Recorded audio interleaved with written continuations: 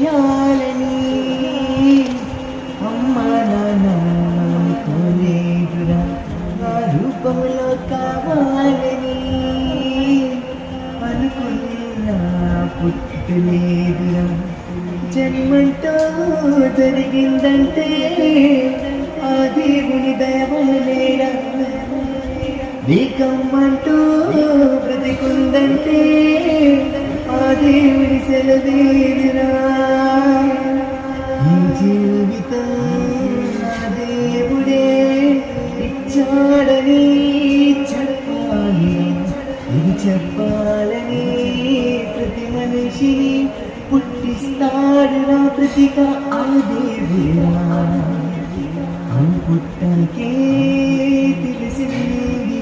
ఓ అనుభవం పుట్టకే